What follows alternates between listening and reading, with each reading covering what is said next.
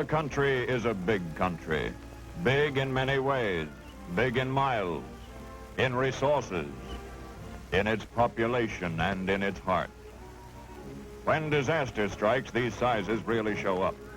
An example was the reaction of our whole nation to the suffering and hardship caused by the unprecedented snowfall which smothered the western plains during the winter of 48 and 49. It was no sudden catastrophe. It started quite normally. During the night of November 18, a blizzard roared over the plains.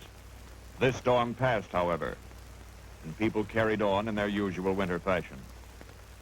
But a few days later, there was another blizzard, and another, then another. Huge drifts blocked roads and railways, piled up around towns, villages, and ranches, and left many completely marooned. 300,000 persons were bound in hardship and isolation. Over $3 million worth of cattle were in immediate jeopardy. Each day took its toll in human lives and dead cattle. Word flashed out to the nation: Western Plains, snowbound. When the barrage of blizzards continued to blast the area, Operation Snowbound was conceived. The Fifth Army tackled the 139,000 square miles of deep rolling white. Tractors hacked at the vast snow sea, but more help, knowledge, and experience was needed. A call went out for contractors, operators, and additional power equipment. The response was quick. Men willing and able to do this work through long, cold hours answered the call for help. American industry backed these men by shipping Red Ball Express, all available bulldozers, motor graders, and hay balers. A formidable group: the Fifth Army, American industry, contractors, equipment operators, and more than 1,000 pieces of modern, powerful equipment rammed into the ever-deepening snow. Now the battle clanked into high gear. A brutal, furious battle, the greatest mass bulldozer and snow equipment operation in history.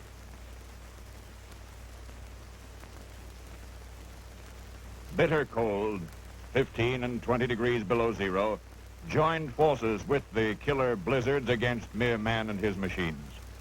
Motor graders battled stubborn ice-coated drifts day and night. Vicious biting winds punished the equipment operators and rescue teams. In this nip-and-tuck battle, food was delivered to isolated ranches, hay was dropped to starving, half-frozen cattle, and some main roads were opened.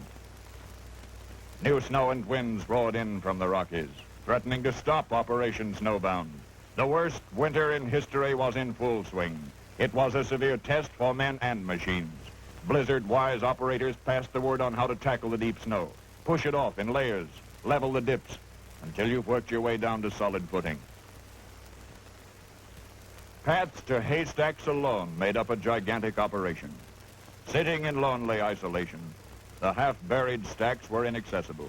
Cattle couldn't get at them.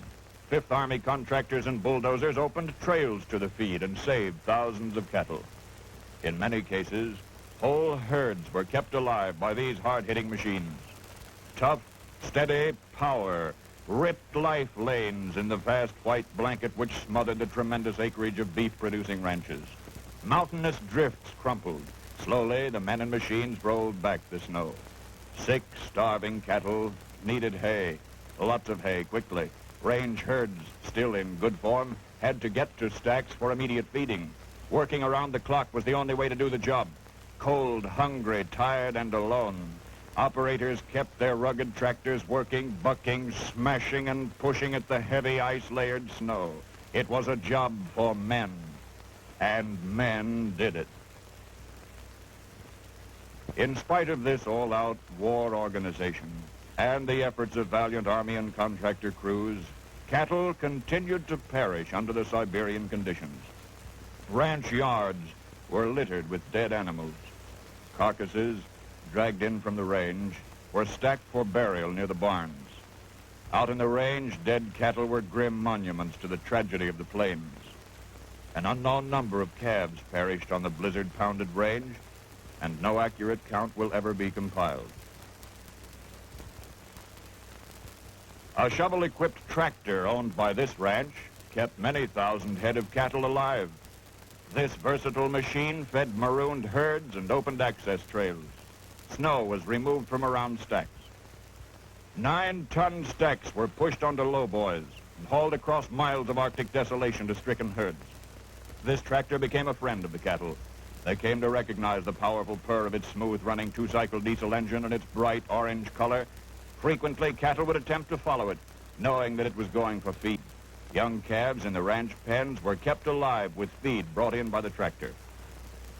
The deep drifts were impassable to horses, autos, or trucks. The only vehicle capable of motion on this 28,000-acre ranch was the tractor. This was typical throughout the three-state disaster area. Tractors, manned by determined iron men, kept the loss of human life and cattle at the lowest possible level. So more hay could be transported over greater distances to starving cattle. Farm machinery manufacturers diverted a sizable portion of their baler output to the disaster area. In many cases, baling machines were hauled right to the stacks. Willing crews of ranchers and hands fed hay into these machines, which rolled up bales at the rate of 4 a minute. Old men, young men, ranch hands and ranchers baled hay day after day in all kinds of weather. Biting cold, snow, and wind made little difference. Wherever there was a baler, there were men to feed it. Hay for direct feeding was baled at tremendous rates. National Guardsmen and private citizens kept their vehicles on the road constantly, delivering bales of hay to ranchers unable to reach their own haystacks. In the case of ranches which were so isolated that there was neither time nor machinery available to break through, National Guard airplanes were loaded up with precious bales, and the hay was delivered direct to the cattle by the same methods employed in supplying our combat troops in the last war. Baled hay was the answer to many a rancher's prayer. Operation Snowbound is a story of disaster, but it's a story, too, of disaster averted. 4,000 persons, plus the hardy citizens of the affected area, subdued the almost overwhelming force of the elements by working ceaselessly under the most severe conditions. The Army, Air Force, Civil Air Patrols, National Guard, Naval Reserve, Red Cross, contractors, equipment operators, and American industry stopped a major catastrophe that would have been national in scope. Operation Snowbound, the Fifth Army's far-flung digging, plowing, bulldozing, and rescue mission in this blizzard-blitzed area, demonstrated once again the bigness of this nation, especially the bigness of its spirit and the bigness of its heart.